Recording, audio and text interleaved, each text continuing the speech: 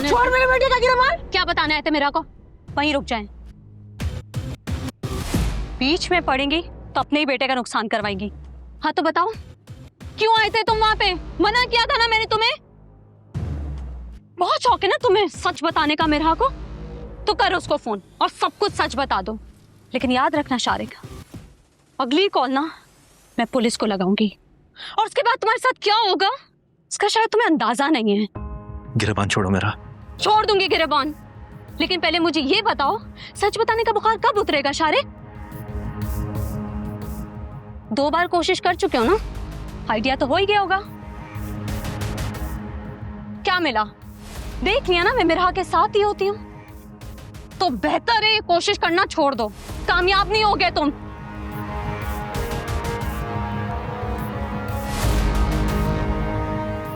संभल जाओ शारिक, अगली बार मैं वार्न नहीं करूंगी, सीधा जेल में मिलोगे तुम मुझे।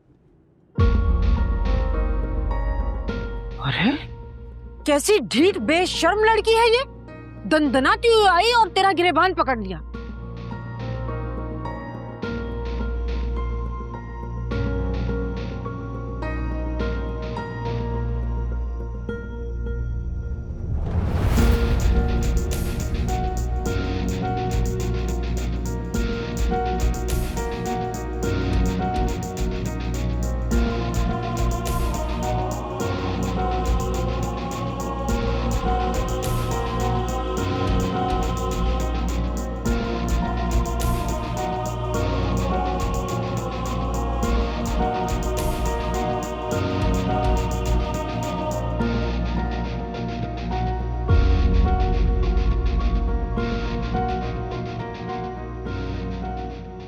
और तू भीगी बिल्ली बना मुंह देखता रहा, चमाट मानी तो उल्टा हाथ की। मेरी बहुत बड़ी कमजोरी है उसके पास, सिवाय बातें सुनने के और कोई ऑप्शन नहीं है। मुझे लगता है कि मनहूस मारी फिर आगे। रहने दे, रुक जा, बजा बुझू के चली जाएगी खुद ही। इतनी अच्छी नहीं है कि ऐसी चली जाए।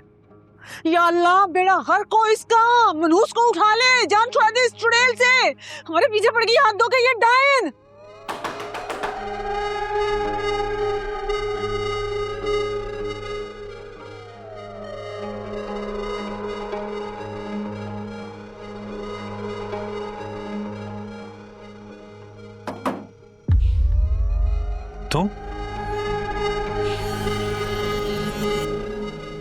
तुम यहाँ क्यों आए हो?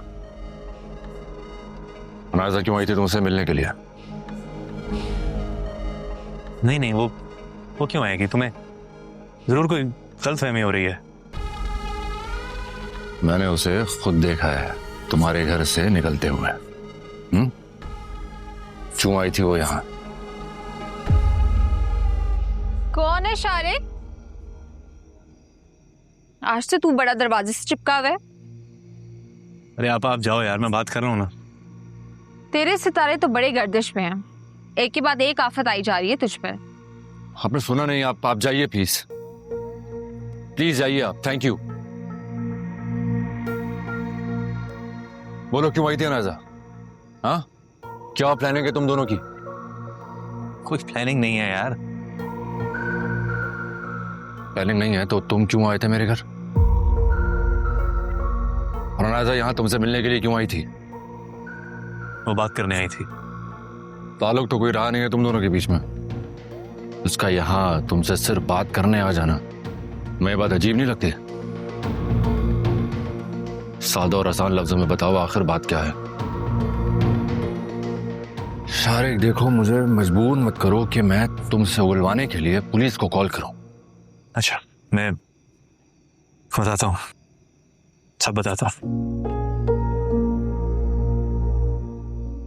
दरअसल अनाज़ा मुझे ब्लैकमेल कर रही है। झूठ नहीं सुनना है मुझे, सच सच बताओ क्या मैं सच बता रहा हूँ यार। पहले मैं उसे ब्लैकमेल कर रहा था और अब वो मुझे धमका रही है। कोई तो बात होगी ना जो तुम्हें धमका रहे हैं। दरअसल कुछ लड़कियों की वीडियोस और पिक्चर्स थी मेरे पास, पर वही मेरी रोजी रोटी थी। पूरी कहानी नहीं सुननी है मुझे। हाँ, मुझे सिर्फ मुद्दे की बात बताओ। वो वीडियोस किसी तरह अनायजा को मिल गई मेरे लैपटॉप में, और बस, और ये प्रूफ वो मेरे अगेंस्ट यूज कर रही है। उसी बेस पर उसने मुझसे डाइवोर्स लिया और अब मुसलसल ब्लैकमेल कर रही है वो मुझे। और इस सारे मामले में मेरा क्या क्या लेना देना है? क्यों आए थे तुम मेरे घर उससे मिलने के लिए? बोलो शारे, कुछ पूछ रहा हूं मैं तुमसे। वो है, गुल के बारे में बताने आया था। गुल के बारे में क्या? गुल की मौत की जिम्मेदार अनायजा है। क्या बकवास कर रहे हो तुम? ऐसा कैसे हो सकता है? तुम्हें क्या लगता है तुम कोई भी कहानी मुझे सुनाओगे और मैं उस पर बिलीव कर लूंगा? हाँ, कहानियां नहीं सुना रहा हूं यार, तो मैं हकीकत बता रहा हूं। गुल सीढ़ियों से गिरी नहीं थी, उसे गिराया गया था, और उसे गिराने वाली और कोई नहीं, अनायजा थी। नहीं, ऐसा नहीं हो सकता। ऐसा कैसे हो सकता है? ऐसा ही हुआ है। क्या सबूत है तुम्हारे पास? हाँ, सबूत है कोई तुम्हारे पास? सबूत था। अनायजा ने जो कॉल की थी मुझे गुल को धक्का देने के बाद, वो थी मेरे पास। अभी सेंड करो मुझे। यही तो मसला है, वो बदकिस्मती से वो उसी यूएसबी में थी जो अनायजा ले उड़ी, और मुझे पूरा यकीन है कि उसने अपनी वाली रिकॉर्डिंग डिलीट कर दी होगी, तभी मुझे मुसलसल ब्लैकमेल कर रही है।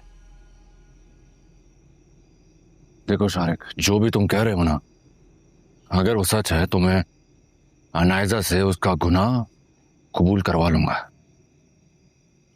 लेकिन अगर जो तुमने कहा है वो झूठ निकला, तुम्हें अंदाजा भी नहीं है कि तुम्हारे साथ होगा क्या।